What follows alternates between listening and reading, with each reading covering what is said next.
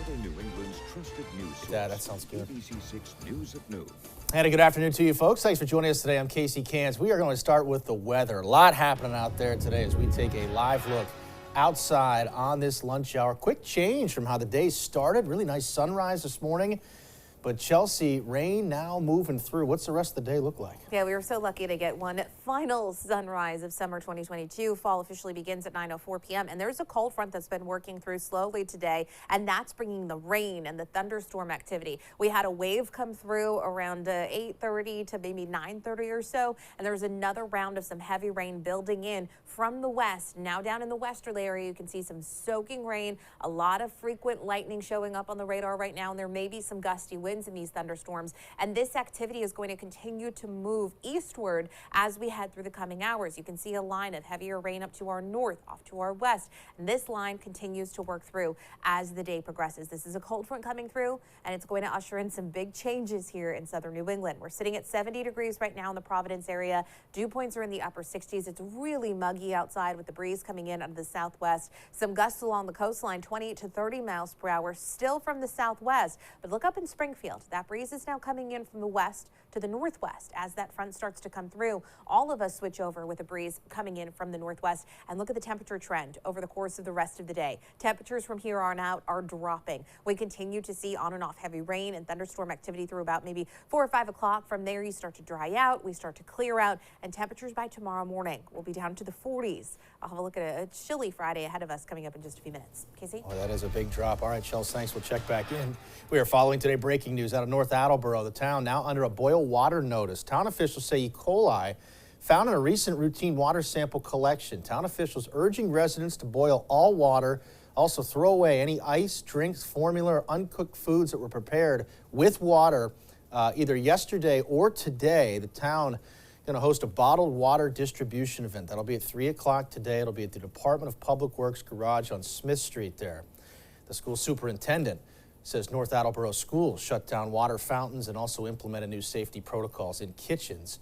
We've also learned the town of Plainville issuing a boil water advisory after also finding E. coli. Developing news today at noon. Gunshots waking up Taunton residents late last night caused a huge police response on Tremont Street. New at noon today, we are learning more about what happened inside that home there. ABC6 News reporter Natalie Nuri joining us live from Taunton today with these developing details. Natalie, what can you tell us? Yeah, Casey, what the Bristol County District Attorney's Office is calling a suspicious death occurred here behind me in the front unit of 52 Tremont Street in Taunton last night. Neighbors saying they saw between 20 and 30 cop cars here, enough to wake many of the residents out of their sleep. Now, the Bristol County District Attorney's Office telling us Taunton police received a call at 11 p.m. last night from people who were in the unit for reports of a woman who suffered a gunshot. When first responders arrived, the woman was declared dead at the scene. She was later identified as 26-year-old Colby Dowling from Lakeville. Taunton police and detectives are looking into exactly what happened, but it will be an extensive search, they're saying.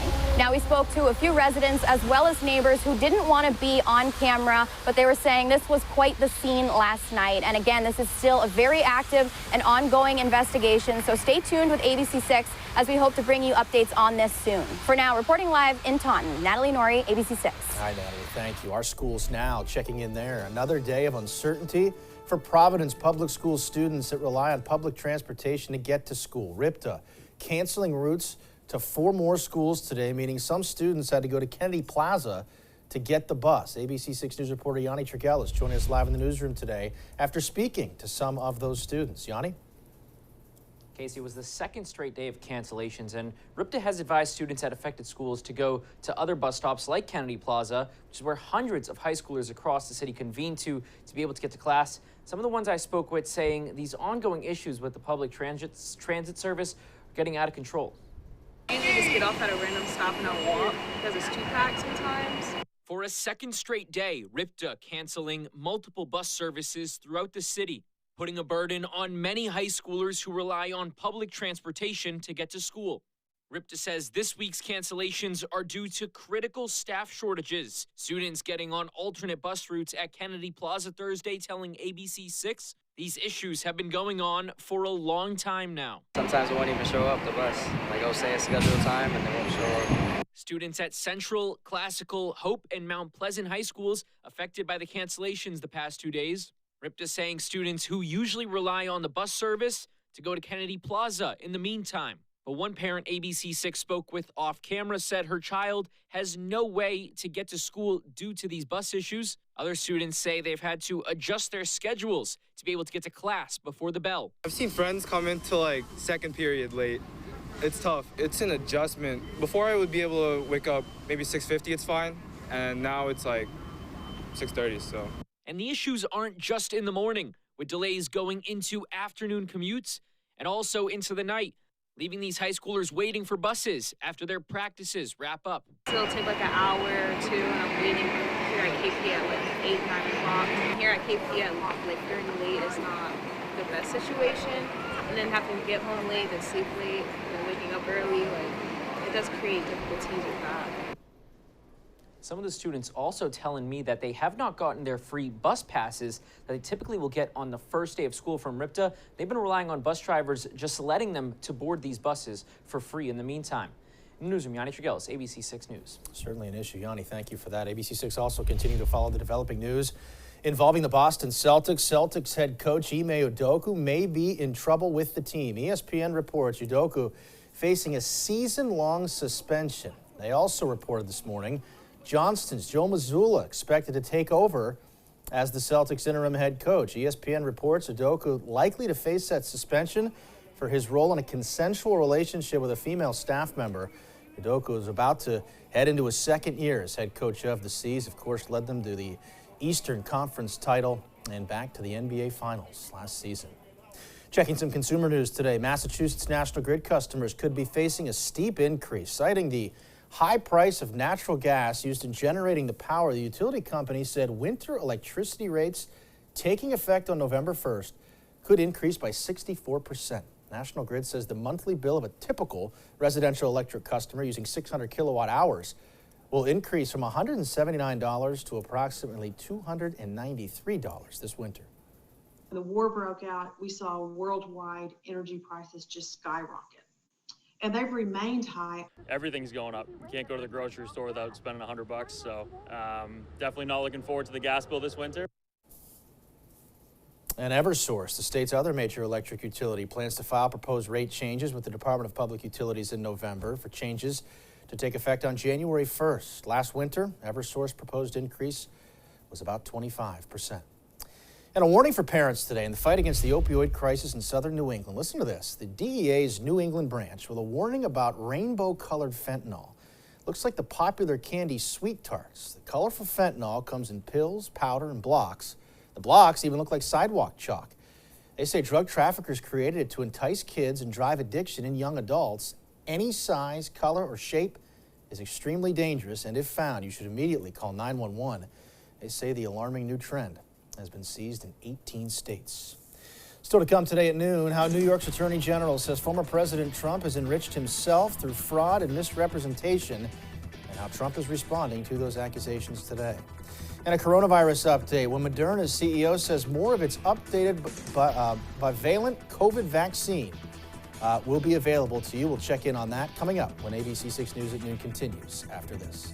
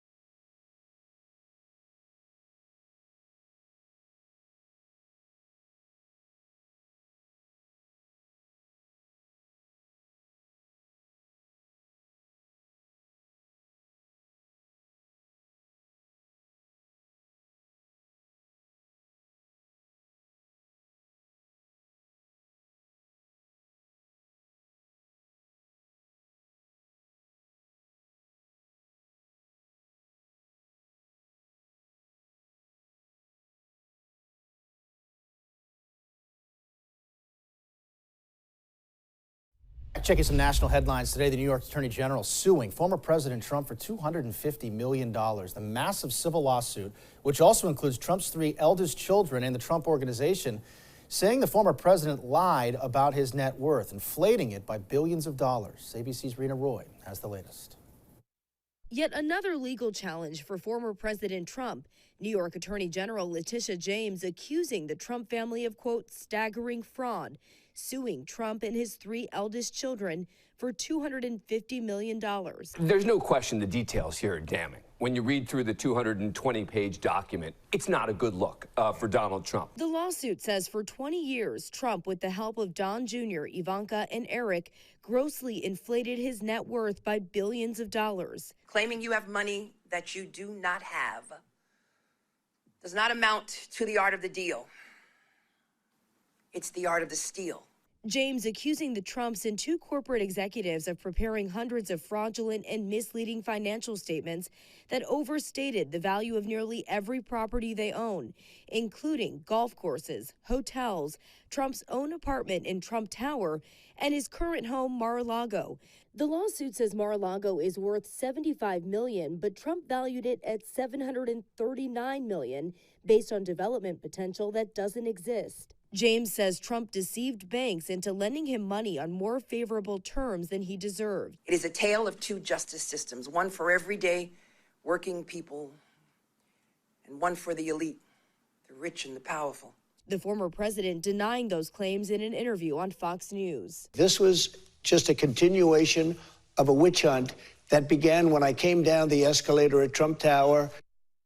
James is hoping to permanently bar the Trumps from running businesses in New York. The Trump Organization is vowing to fight back, calling the suit unethical, political harassment, and an abuse of power. Rena Roy, ABC News, New York. Checking on coronavirus news today, the FDA authorizing the release of numerous batches of Moderna's updated COVID-19 booster that was approved earlier this month. Some pharmacy chains reported trouble keeping the vaccine in stock. Moderna is working closely with the government to deliver more of the updated boosters to pharmacies with low inventory. Much more still to come today at noon, including Chelsea, who will have a full look at your full 7-day forecast with a fall chill on the way in. Stay tuned for that.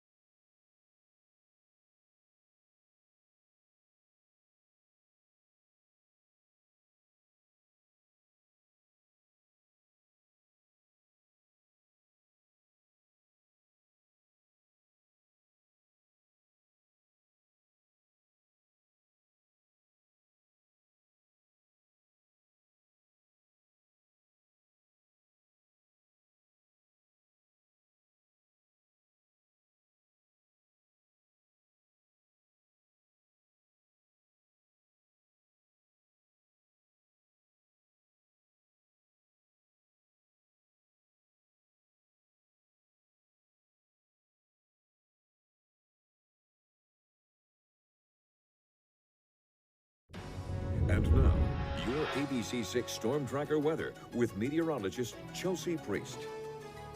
Well, we had a round of some heavy rain coming through the area around maybe 8:30 to about 9:30 this morning. A brief lull, and now we have another batch of some heavy rain and thunderstorm activity moving through. Main concern with these storms and the rain that's coming through is we could get some very heavy rain leading to ponding or some minor street flooding, and also some gusty winds. It's gaining a little bit of strength, especially this area down through the far southwest corner of Rhode Island, westerly picking up some soaking rain. You can see a ton of lightning detected with this. We've heard rumbles of thunder kind of on and off all morning long here in Providence. I'm sure so many of you have been hearing that the rumbles of thunder through the morning, and that continues for a little while now, for at least the next few hours as this line pushes through. Very quickly, I do want to update you on the drought monitor because that came in this morning at 8:30. The cutoff is Tuesday, so again, last week we got more rain. This week we had some rain early in the week. The good news is that things are improving. You can see that there is no longer extreme drought conditions across coastal Rhode Island. Still severe drought conditions, but the rain that we're getting today will help out with this as well. Here in Providence, getting in on some of that soaking rain right now. Again, there's been thunder, there's been lightning, and this heavy rain and the winds picking up a bit. The winds are coming in still from the southwest ahead of the approaching cold front.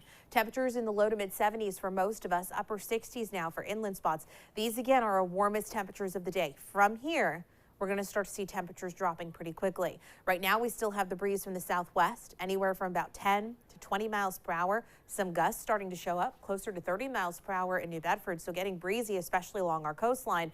This wind direction from the southwest keeps us mild and muggy. The dew points are in the upper 60s and low 70s. It's feeling humid outside today.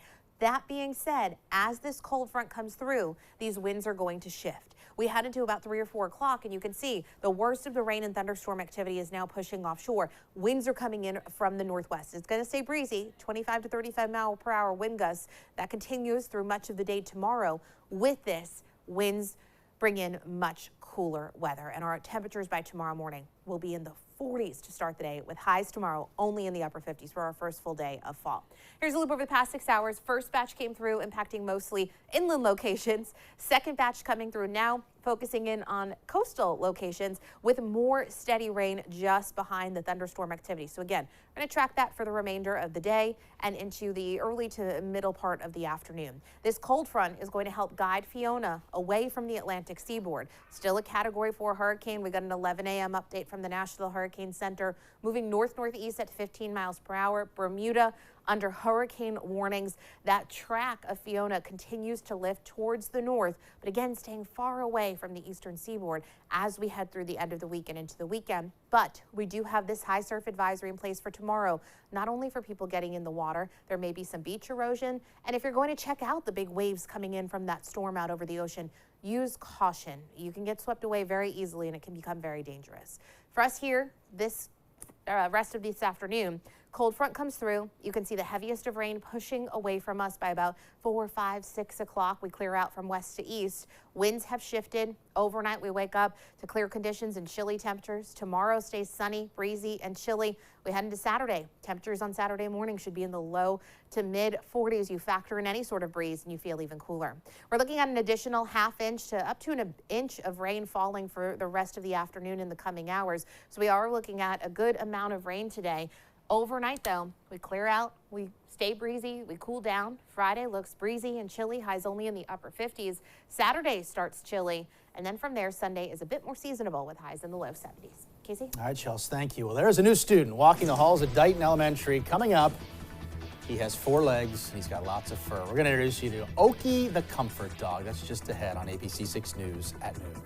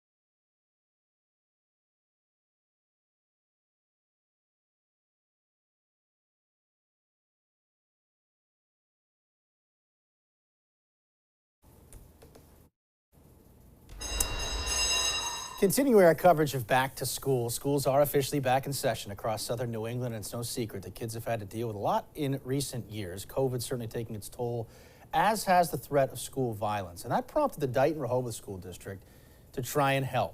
That assistance coming in the form of an adorable four-legged little friend. Take a look. There's a new student walking the halls at Dighton Elementary School.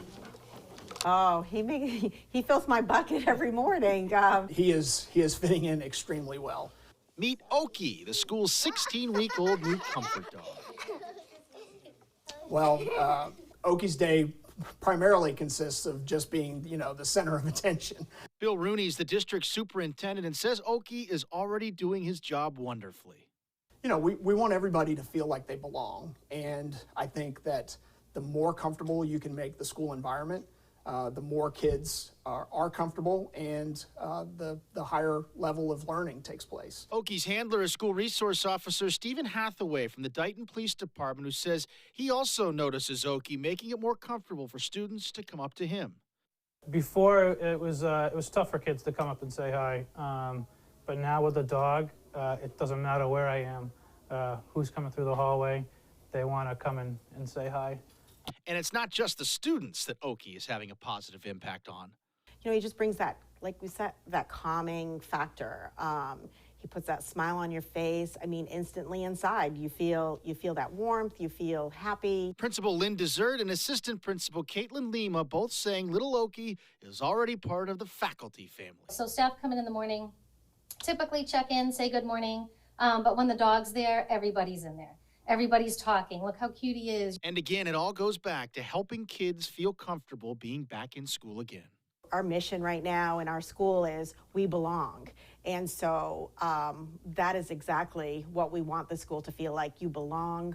One of the things that we have noticed on the heels of the pandemic is there's a lot higher level of anxiety on behalf of our students. And to be able to have this resource, to have Oki here for, a timely hug or just, someone to just kind of break that tension is an invaluable asset for us.